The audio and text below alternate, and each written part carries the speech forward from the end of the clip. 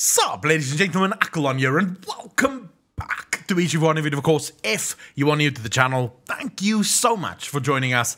I am very happy to have you here. Of course, in today's video, we are looking at Sire Denathrius, and there is juicy spoilers about Sire Denathrius. Of course, some of you would already know this, but there is more that needs to be uncovered. As you know, we like to pull on the strings a little and see what comes out. Now, if you want to know everything there is to know, like big brain World of Warcraft stuff, well, I heard from Bobby Kotick himself that the like button just below this video actually reveals the secrets of World of Warcraft.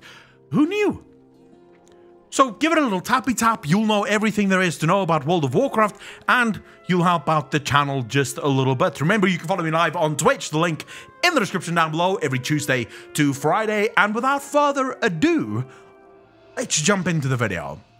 Ladies and gentlemen, we have Sire Denathrius' story. It continues in patch 9.1. At the moment, it seems to be chapter 5, Denathrius' escape. And of course, we see finally some old faces coming back. Now, one of the cool things here, of course, is that they have a brand new model for the for the Nathrezim, the Dreadlords, if as it were. Now, there's a number of things that I think is really cool about the Nathrezim. We also know now that there are female Nathrezim. Their models have been revealed as well. As you can see here, as we're scrolling past, you see some of the female Nathrezim, and I think they look really cool, and it's going to be nice to see how Blizzard updates all of the Nathrezim as we keep going through it. But there's a number of things that comes to mind as we go through the story. Now, of course, we don't know anything yet about the story other than the files that's been data mined for it. Thank you for playing, Valiant Champion. As Mal'Ganis is defeated, he reveals his plan. This was all a distraction. While you have been fighting him, the other Nathrezim went after the true target, the only master they have ever truly served, Sire Denathrius. Oh, Mal'Ganis gets away. Maybe. Now, of course, we knew this. Everyone sort of, there was a lot of, shall we say, hints at this actually happening, and hints that Sire Denathrius was sort of the creator of the Nathrezim, but a lot more reveals itself in this little bit. The only true master they have ever served. Now, here's where things get really interesting. The cunning ones kneel before 6 masters, but serve only one. I have long since held the belief that the Cunning Ones is the Dreadlords, it is the Nathrezim.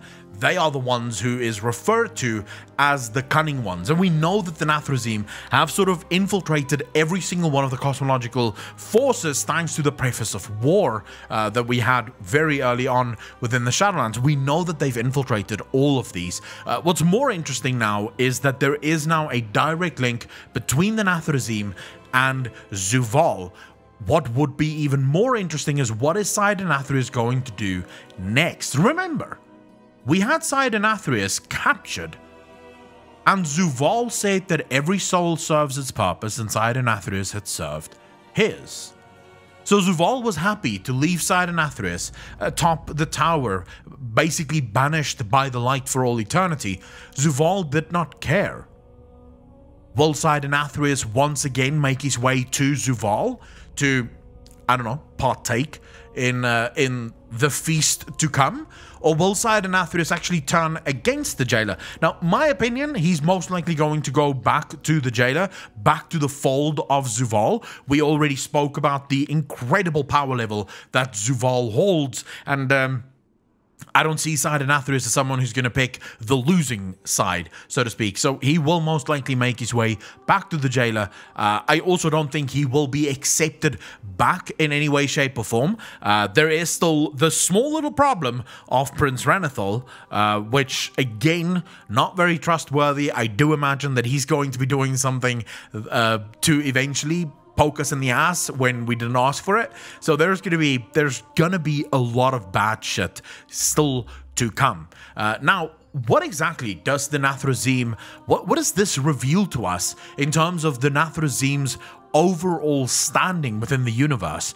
Is all of the Nathrezim now coming back? Because that would certainly involve the other cosmological forces in the story moving forward. Remember, they've infiltrated every single one of the cosmological forces, that they have eyes and ears everywhere. If all of them suddenly abandoned these, the other cosmological forces would know that they have been played. What's more interesting is the incredible amount of information that Zuval has in his coffers. The fact that Zuval wanted the Nathrezim to infiltrate every single one of the other cosmological forces tells us that his plan, whatever it is far bigger than simply defeating the Eternal Ones of the Shadowlands. More importantly, where does Sidon-Athreus fit into all of this? Because, again, he spoke about Zuval as someone far more powerful than he. He spoke about Zuval almost as a god compared to him, which again leads me to believe that Zuval is not the brother of the Eternal Ones, not in the way that they claim. Now, the Runecarver, make no mistake, we have the Primus's real identity. We spoke about this in my previous video. We spoke about the Runecarver's true identity, and that once he was reunited with his sigil, he actually turned into what we see here, the Primus. Now, looking at the Runecarver looks more like the jailer, like Zuval, than this guy does, right? The Primus is the only one that refers to Zuval as brother. The others talk about him as a traitor, as a monster, but never as a brother. Even Sidon-Athreus that served him never speaks about him as a brother.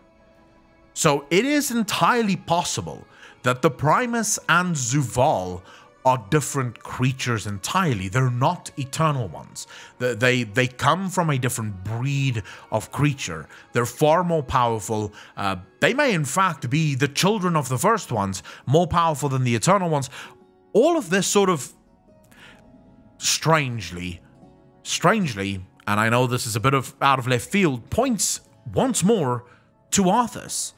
We have Kel'Thuzad. Kel'Thuzad is going to make a tremendous return in the next raid. Kel'Thuzad was sort of central to the plan around Arthas and actually helped Arthas for much of his time. Of course, Mal'Ganis also central to the Arthas story. So the more we move into the Shadowlands, the more Arthas is revealed as something that must be coming. The fact that Mal'Ganis is once again here and once again interferes, so to speak, once again sort of plays the distraction. Whatever Blizzard has planned for Arthas, it's gonna be fucking huge, right? It is going to be huge. And personally, I'm looking forward to learning more about the Nathrezim. Not so much because of their place in the story of the Shadowlands, but remember, the Nathrezim have a lot of information about the cosmos, the bigger cosmos, the bigger picture out there. So learning more about them will almost definitely give us more insight into the cosmos and into how exactly the cosmos is going to unfold. Do I know what exactly is going to happen in the story? It does appear as if there is an actual cutscene, so obviously that's going to be amazing to see. And that's going to be a lot of fun to play through. I literally can't wait.